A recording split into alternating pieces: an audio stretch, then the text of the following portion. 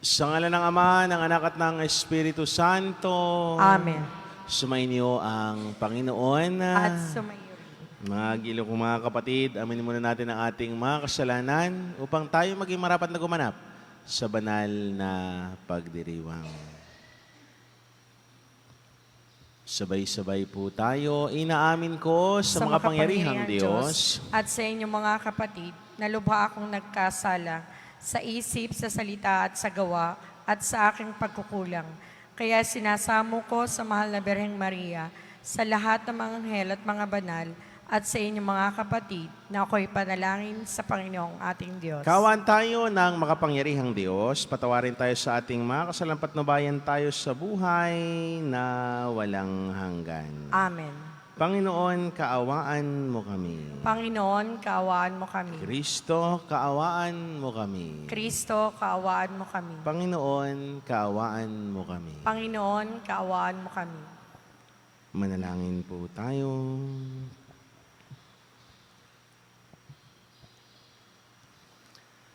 Ama naming makapangyarihan, ipagkaloob mong si Haring Esteban na nagpalaganap sa lupa sa iyong simbahan ay siya ring maging tagapagtangkilik nito sa kalangitan. Sa pamamagitan ng Jesucristo kasama ng Espiritu Santo magpa sa walang hanggan. Amen.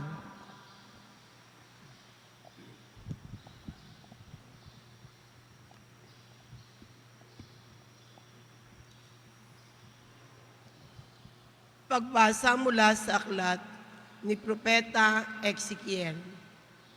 Sinabi sa akin ng Panginoon, Tao, ipamukha mo sa Jerusalem ang kanyang kasuklam-suklam na gawain. Sabihin mong ipinasasabi ng Panginoon na kaniyang Diyos. Ikaw ay mula sa Kanaan, Amoreyo ang iyong ama at Hiteya ang iyong ina.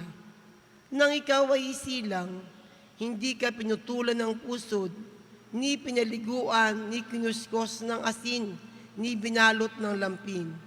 Walang nag-ukol ng panahon upang gawin sa iyo ang isa man sa mga bagay na dapat gawin. Wala man lamang naawa sa iyo, basta ka na lamang inilapag sa lupa nang ikaw ay isilang. Nadaanan kitang kakawag-kawag sa sarili mong dugo. Sinabi ko sa iyo noon na mabubuhay ka at lalaking tulad ng mga halaman sa parang. Lumaki nga at naging dalaga. Maganda ang iyong dibdib, mahaba ang iyong buhok, ngunit ikaw ay hubad. Nang madaanan kita uli, nakita kong ikaw ay ganap ng dalaga, at ibinalabal ko sa iyo ang aking kasuotan upang matakpan ang iyong kahubaran. Nangako ako sa iyo ng buong katapatan. Nakipagtipan ako sa iyo, at ikaw ay naging akin. Pinaliguan kita. Nilinis ko ang dugo sa katawan mo, at pinahiran kita ng langis. Dinamtan kita ng may magagandang borda, at sinuutan ng sandalyas na balat. Binalot kita ng pinong-pino at damit na seda. Sinuutan kita ng pulseras sa magkabilang baraso at binigyan ng kwintas. Binigyan din kita ng hikaw sa ilong at tainga. Pinutungan kita ng isang magandang korona. Nagayakan ka ng alahas na pilak at ginto. Ang kasuotan mo'y pinong-pinong lino, piling seda, at telang nabubordahan ng magaganda. Ang pagkain mo'y yari sa pinakamainam na harina. Pulot, pukyutan at langis ang iyong inumin. Lumaki kang walang kasing ganda at nalagay sa katayuan ng isang reyna. Natanyag sa lahat ng bansa ang iyong kagandahan, pagkat lalo itong pinatingkad ng mga palamuting iginaya ko sa iyo. Ngunit naging palalo ka dahil sa iyong kagandahan. Ano pat, nabuyo ka sa pagiging atutot at mga sarili mo'y ipinangangkin sa laban ng makita mo. Gayunman, Hindi ko na rin kalilimutan ang ginawa kong tipan sa iyo nang ikaw ay bata pa. Ngayon ay gagawa ako ng tipan para sa atin. Hindi ito masisira kailanman. Sa sandaling ipatawad ko ang lahat mong kasalanan, matitikom ang bibig mo dahil sa laki ng kahihiyan. Ang salita ng Diyos. Salamat sa Diyos. Salmong tugunan, galit ang Diyos na ay naparam, pinatawad niya ang tanan. Galit ng Diyos ay naparam, pinatawad niya ang tanan. Ang Diyos ang siyang nagligtas sa akin. Tiwalang-tiwala ako at wala muntimang pangamba. Sapagkat ang poon ang lahat sa akin. Siya ang aking awit, ang aking kaligtasan. Magmalugod kayong sasalok ng tubig sa batis ng kaligtasan. Galit ng Diyos ay naparam, pinatawad niya ang tanan. Magpasalamat kayo sa poon, siya ang inyong tawagan. Ipaalam ninyo sa mga bansa ang kanyang ginawa. Ipahayag ninyo ang kadakilaan ng kanyang pangalan. Galit ng Diyos ay naparam, pinatawad niya ang tanan. Umawit kayo ng papuri sa poon, sapagkat kahanga-hanga ang kanyang mga ginawa. Ipahayag ninyo ito sa buong daigdig. Mga anak ng Siyon, umawit kayo ng buong galak, sapagkat nasa piling ninyo ang dakila at ang banal ng Israel. Galit ng Diyos ay naparam, pinatawad niya ang tanan.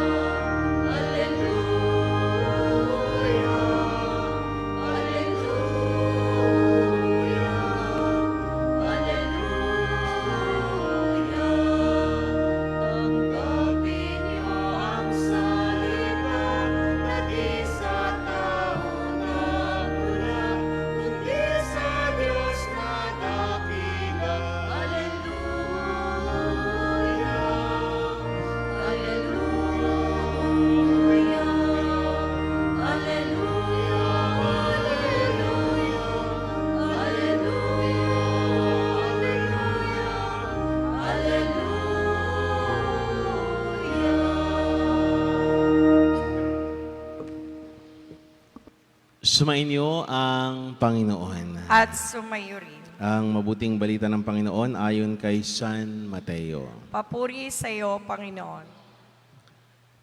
Noong panahong iyon, may mga Pariseyong lumapit kay Jesus at tinangkang siluin siya sa pamamagitan ng tanong na ito.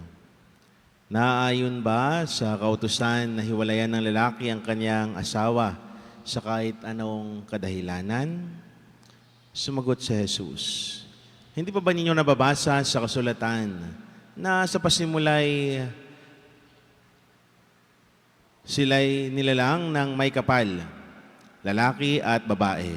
At sinabi, dahil dito, iiwanan ng lalaki ang kanyang ama at ina at magsasama sila ng kanyang asawa at sila'y magiging isa. Kaya't hindi na sila dalawa kundi iisa. Ang pinagsama ng Diyos ay huwag paghiwalayin ng tao. Tinanong siya ng mga Pariseyo, bakit inuutos ni Moises na bigyan ng lalaki ang kanyang asawa ng kasulatan sa paghihiwalay bago hiwalayan iyon? Sumagot si Jesus, dahil sa katigasan ng inyong ulo, kaya ipinahintulot ni Moises na hiwalayan ninyo ang inyong asawa. Subalit hindi gayon sa pasimula. Kaya't sinabi ko sa inyo, sino mang lalaking humiwalay sa kanyang asawa sa anong kadahilanan, liban sa pakikiapid at mag-asawa sa iba ay nangangalunya. At ang mag-asawa ng babaeng hiniwalayan ay nangangalunya rin. Sinabi ng mga alagad, kung gayon po ang kalagayan ng lalaki sa kanyang asawa, mabuti pang huwag nang mag-asawa. Sumagot si Jesus, hindi lahat ay makakatanggap ng simulaing iyan, kundi iyon lamang pinagkalooban ng Diyos. Sapagkat may iba't ibang dahilan kung bakit may mga lalaking hindi makapag-asawa. Ang ilan dahil sa kanilang katutubong kalagayan. Ang iba dahil sa kagagawan ng ibang tao ay nagkakagayon sila. Mayroon namang hindi nag-aasawa alang-alang sa ikauunlad ng paghahari ng Diyos. Ang makakatanggap ng simulaing ito ay tumatanggap nito. Mga kapatid, ang mabuting balita ng Panginoon. Pinupuri ka namin, Panginoong Hesukristo. Magandang umaga po sa inyong lahat. Magandang At sa mga giliw nating nakikiisa sa ating Facebook Live, magandang umaga din po. Akin munang i-grab yung opportunity na ako ho ay nagpapasalamat sa mga bumati ho sa akin, sa ating page o personal man hong bati kahapon. Sapagkat kahapon ho ay isa sa mga espesyal na araw ng aking buhay. Ako ay nag-celebrate ng aking ika-2 taon. Sabi nga namin kahapon, kami ay nag-uusap sa aming refectory. Sabi ko, Father, nagsisimula na pala akong maglakad. Dahil 2 years old na akong ordeng pare. Sabi ko naman sa kina Father Bandi at Father Leo, sabi ko, Father Leo, ikaw pala'y ikaw pala'y nagtatrabaho na. Sapagkat si Father Leo ay 26 years ng pare. Sabi ko, nagtatrabaho ka na. Father Bandi, ikaw pala ay high school na sapagkat 12 years ka ng pare. Sabi ko, ako ay nagsisimula pa lamang magsalita. Kung sila ay high school na sa ganoong buhay, o si Father Leo ay graduate na ng college sa ganoong buhay, ako ay nagsisimula pa lamang. Kaya sabi ko nga, salamat sa Diyos. At sa haba ng panahon ay naabot ko yung 2 taon. At patuloy niyo pa rin sana akong ipagdasal sa Diyos na umabot din ang aking buhay pagpapari katulad ng mga nauna. Mga gilo ko mga kapatid, sa atin hong mabuting balita, tampok ho ang tema ng Diyos patungkol sa pagpapahalaga sa buhay may asawa. Ito ho ay yung trending ngayon na usapan. Yung paghiwalayan o divorce. Bakit nga ba ang inang simbahan ay kahit anong mangyari, hindi pumapanig sa pagdidiborsyo o paghihiwalay? Sapagkat ito ho ang dahilan. Binasa ho nating malinaw na malinaw sa mabuting balita. Ayaw na Jesus na maghiwalay ang mag-asawa. Una, sapagkat ang paghihiwalay ng mag-asawa ay hindi ito ayon sa plano ng Diyos. Kaya nga napakinig natin sa mabuting balita, sinabi ni Jesus, hindi pa ba niyo nababasa sa kasulatan na sa pasimulay, nilalang sila ng may kapal, lalaki at babae. At dahil dito, iiwanan ng lalaki ang kanyang ama at ina at magsasama sila ng kanyang asawa at sila'y magiging isa. Napakalinaw ho, sila'y magiging isa. Kaya nga sa rito ng kasal o sa pagkakasal, nilalagyan ito ng belo, kasunod ang silo. Ang belo ay pagtatakip na ang inyong pagtitipan ay dapat nakatakip kayong dalawa, magkasama. Tapos kayo ay nilalagyan ng silo. Tinatalian kayong dalawa. Na ibig sabihin, kayong dalawa ay magkatali sa isa't isa. Hindi kayo pwedeng paghiwalayin. Kaya nga sinabi sa libro ng Genesis, sinasabi, ang pinagsama ng Diyos ay huwag paghiwalayin ng tao.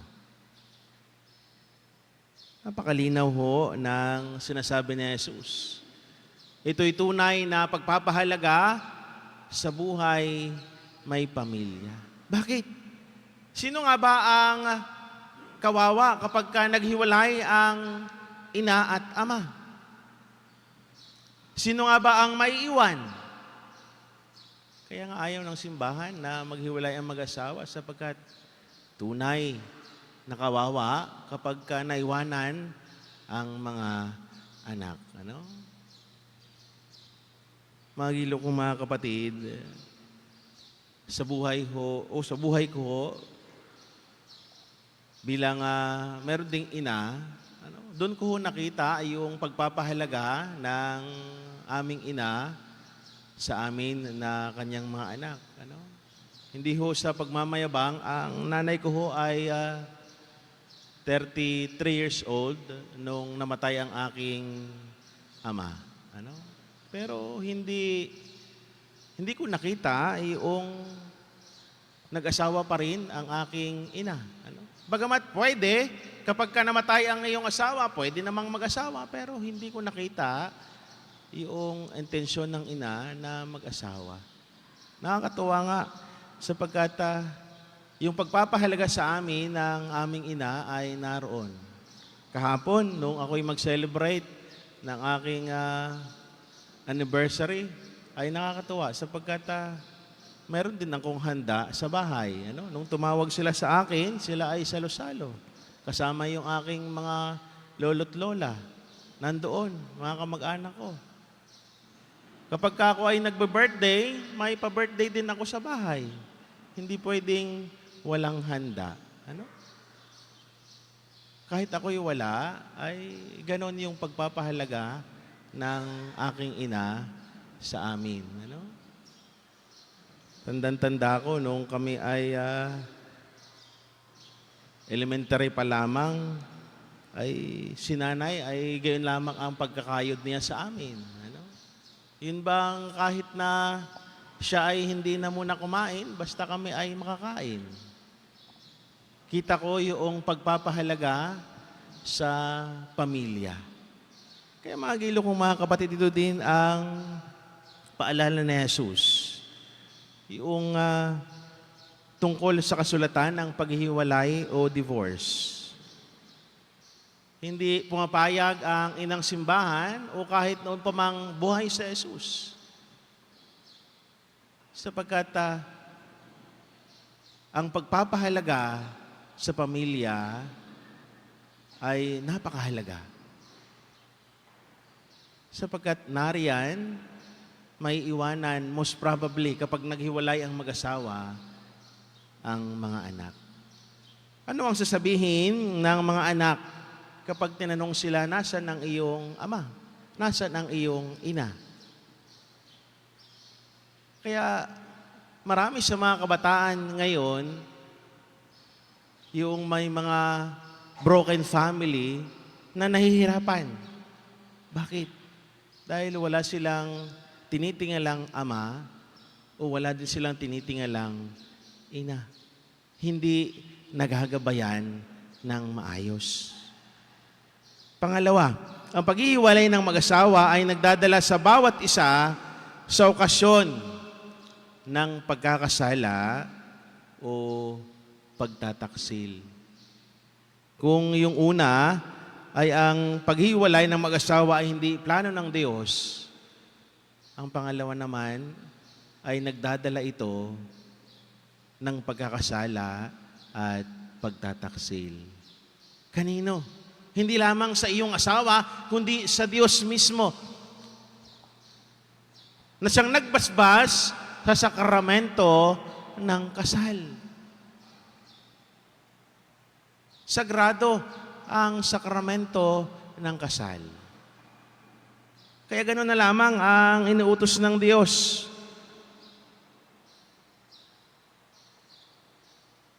Napahalagahan itong sakramentong ito.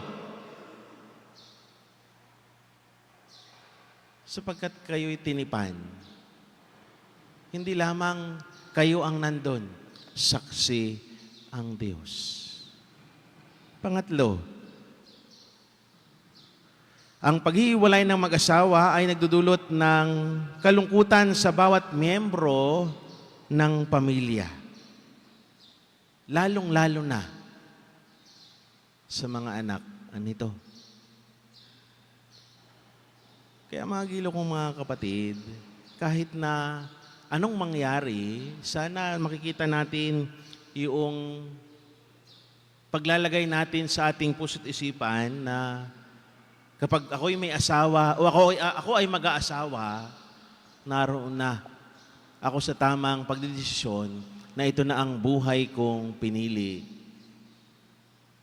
Pinili na meron akong kasama sa buhay. Pinili na siya na ang aking buhay. Kaya nga sa rito ng kasal, sinasabi doon, for better or for worse, for richer or for poorer, in sickness or in health, until death do us part. Kaya ito din ang paalala sa inyo bilang mga magulang na kayo din ay merong mga anak. Sapagkat ito ho lagi ang nangyayari. Yung naranasan ninyong sakit, lagi ninyong sinasabi sa inyong mga anak, ayaw naming maranasan ninyo ito. Kaya hanggang sa pag-asawa, kapag nasaktan ng inyong anak, ganun din ang inyong gagawin. Anong sasabihin ninyo? Sabi ko na nga ba wala akong tiwala sa taong iyan. Pero isip-isipin ninyong mabuti. Nung kayo'y nagsimula, hindi ba kayo nag-away? Wala bang pagtatalo sa inyong pamilya? Bakit ba hindi ninyo payuhan ng maigi? Hindi kausapin ng maigi? Ipakita sa kanila ano ang buhay na kanilang pinasok. Sapagkat kayo mismo bilang magulang, ranas ninyo ang buhay na ito. Kaya nga, lagi kong sinasabi, kapag ka ganun ang nangyari at ganun ang inyong sasabihin, hindi lang kayo nagkasala sa mag-asawang iyon kapag ka sinabihan ninyong, sabi ko na nga ba, wala akong tiwala sa taong ito, kundi kanino? Sa Diyos. Bakit? Sinabi din na Jesus, ang pinagsama ng Diyos ay huwag paghiwalayin ng tao. Hindi dapat ang tao ang magiging dahilan kung bakit maghihiwalay ang mag-asawa. Kaya malinaw naman na sinabi, for better or for worse, for richer or for poorer, in sickness or in health, until death do us part. Hindi naman sinabi for better or for best. Ano? Hindi puro positive ang sinabi dito. Hindi naman sinabi for richer o sa ikayayaman pa rin. Hindi. May sinabi ding for poorer. Hindi puro positive ang sinabi ni Jesus. Sa buhay may asawa. Hindi naman lahat ay saya lang din ang maranasan ng buhay may asawa. Kung mayroong saya, mayroong ding lungkot, balanse ang buhay. Mahirap din namang puro saya. Mahirap din namang puro lungkot lang. Balanse dapat ang magiging buhay. Kaya mga gilo kong mga kapatid, ito yung paalala sa atin na lagi nating isipin kapag kapatungkol sa isang pamilya. Ano ba ang dapat kong gawin para mas maging maayos ang aming pamilya? Kanino ko ba dapat iniisip? Alang-alang ba kanino dapat ang isipin ko kapag gagawin kong hihiwalayan ang aking asawa? Sana lagi niyong maisip, alang-alang sa aking mga anak o alang-alang sa aking sinumpaan sa Diyos at alang-alang sa sakramento ng kasal, kaya hindi ako makipaghihiwalay sa aking asawa. Sana pahalagahan ang buhay may pamilya, sapagkat sa pagpapahalaga ninyo ng buhay may pamilya, pinahalagan din ninyo ang sakramentong tatag ng Diyos at pinahalagahan ninyo ang sinabi ni Jesus. For better or for worse, for richer or for poorer, until death do us part.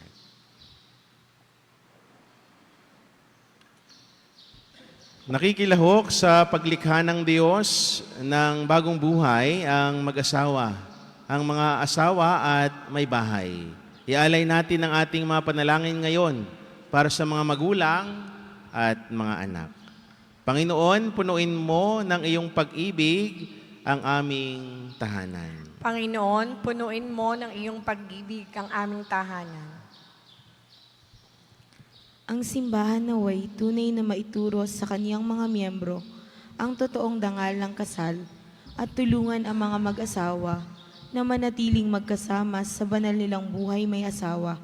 Manalangin tayo sa Panginoon. Panginoon, punuin mo ng iyong pag-ibig ang aming mga tahanan. Ang mga pinuno ng gobyerno at mga mambabatas naway magpatupad ng mga batas at tuntunin na nagtatatag ng tahanan at hindi sumisira nito. Manalangin tayo sa Panginoon. Panginoon, punuin mo ng iyong pag-ibig ang aming mga tahanan. Ang mga dumaranas ng mga pagsubok sa kanilang buhay may asawa, naway makatanggap ng biyaya na makapagsumikap na isabuhay ang kanilang mga pangako. Manalangin tayo sa Panginoon. Panginoon, punuin mo ng iyong pag-ibig ang aming mga tahanan. Ang mga pamilyang nasira dahil sa diborsyo at paghihiwalay, naway makatagpo ng suporta at pangunawa sa kanilang kapwa-tao, sa kanilang komunidad. Manalangin tayo sa Panginoon. Panginoon, punuin mo ng iyong pag-ibig ang aming mga tahanan. Ang mga yumao, nating mga kamag-anak at kaibigan, naway magtamo ng kaligayahan at kapayapaan sa walang hanggang tahanan ng Diyos. Manalangin tayo sa Panginoon. Panginoon, punuin mo ng iyong pag-ibig ang aming mga tahanan. Diyos ng pag-ibig, nilikha mo kaming lalaki at babae upang ipagpatuloy ang iyong gawaing lumikha. Ang pagmamahal namin sa isa't isa'y naway sumalamin sa iyong pananahan sa aming buhay. Hiniling namin ito sa pamamagitan ni Kristo na aming Panginoon. Amen.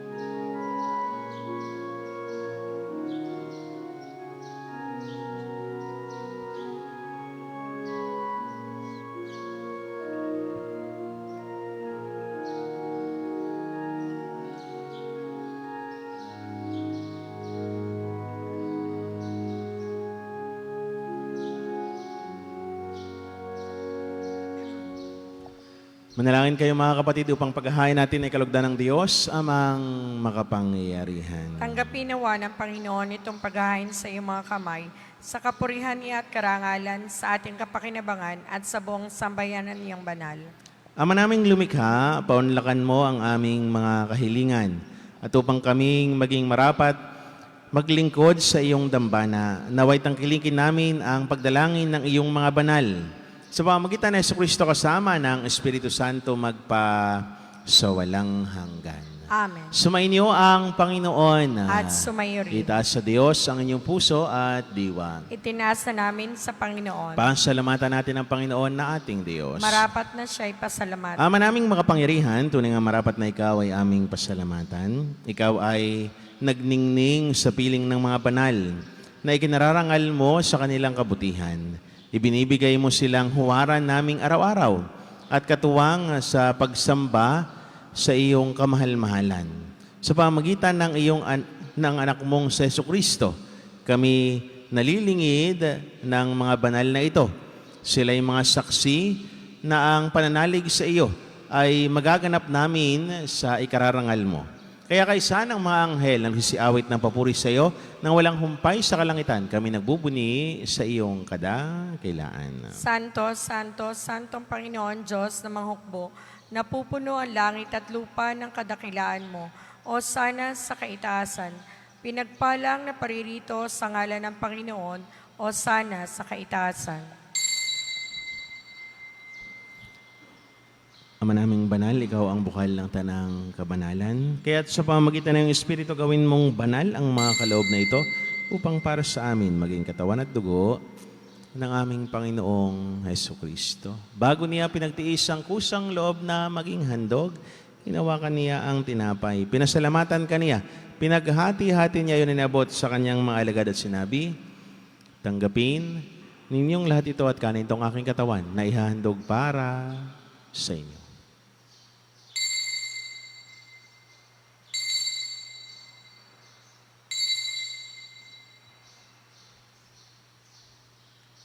Gayun din naman, nang matapos ang hapunan, hinawakan niya ang kalis, muli kanyang pinasalamatan. Niabot niya ang kalis sa kanyang mga alagad at sinabi, tanggapin ninyong lahat ito at inumin itong kalis ng aking dugo ng bago at walang hanggang tipan. Ang aking dugo na ibubuhos para sa inyo at para sa lahat sa kapagpatawad ng mga kasalanan. Gawin niyo ito sa pag-alaala para sa akin.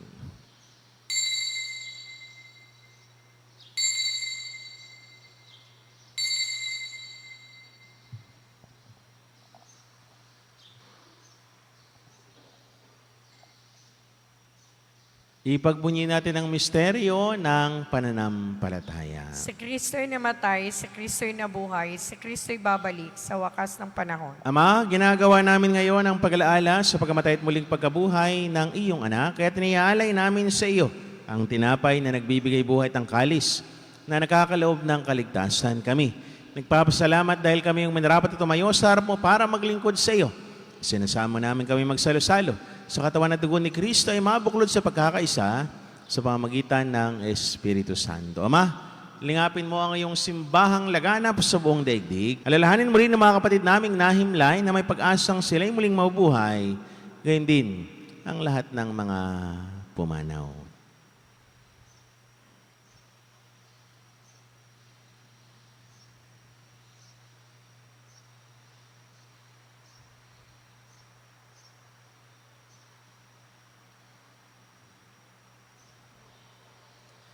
Kawaan mo sila at patuloyin sa iyong kaliwanagan. Kawaan mo at pagindapatin kaming lahat na makasalo sa iyong buhay na walang wakas, kaysa ng mahal na Birheng Maria na ina ng Diyos, kaysa ni Poong San Jose, kaysa ng mga apostol at ng lahat ng mga banal na namuhay dito sa daigdig ng kalugod-lugod sa iyo.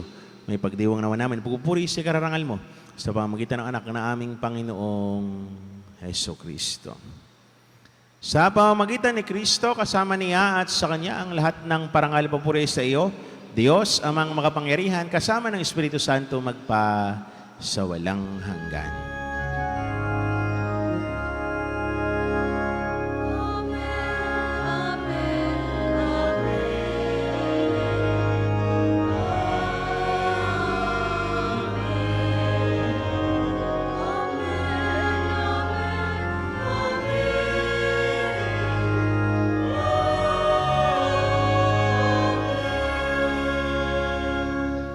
Sama-sama natin dasalin ang panalangin tinuro sa atin ng Panginoon.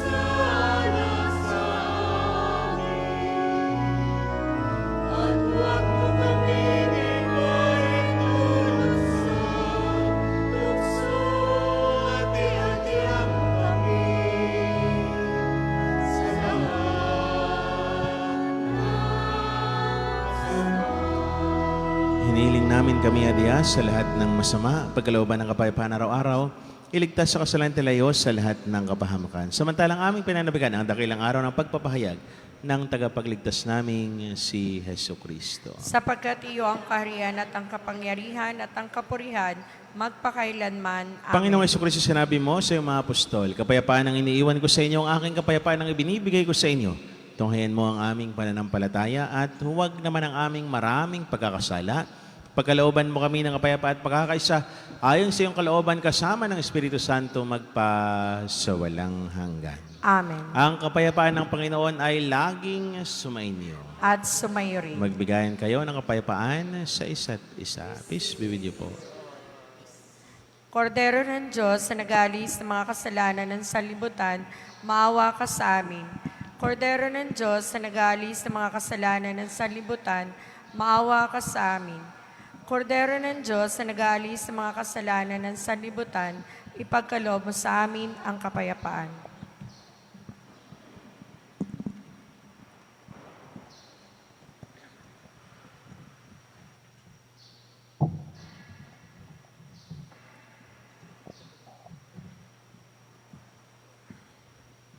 Mga gilo ko mga kapatid, ito ang kordero ng Diyos. Ito ang nag-aalis ng mga kasalanan sa libutan. Mga palatandaan sa kanyang banal na piging. Panginoon, hindi ako karapat-dapat na magpatuloy sa iyo, ngunit sa isang salita mo lamang ay gagaling na ako.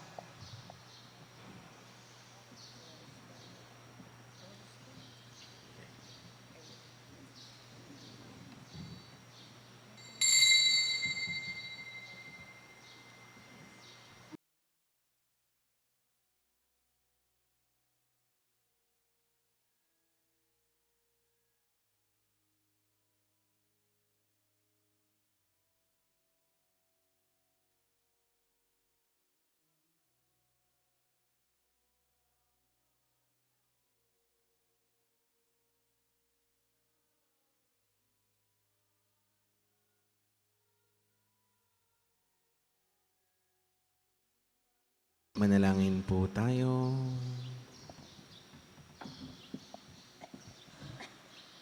Ama naming mapagmahal, batis ng tuwa at kapayapaan, ang iyong angkang narito at nagdiriwang sa pagunita sa mga banal na nagpupuri sa iyong ngalan, upang sa pagkasalo namin sa piging ng iyong anak, makamit namin ang sangla ng iyong paglingap. Sa pamamagitan ng Jesucristo kasama ng Espiritu Santo magpa sa walang hanggan. Amen. Sumainyo ang Panginoon. At sumayo At rin. pagpalain kayo ng maawain, mapagmahal at makapangyarihang Diyos sa ngalan ng Ama, ng Anak at ng Espiritu Santo. Amen. Ang banal na misa ay naialay na, humagantag lang kapayapaan at pag-ibig ng Diyos. Salamat sa Diyos.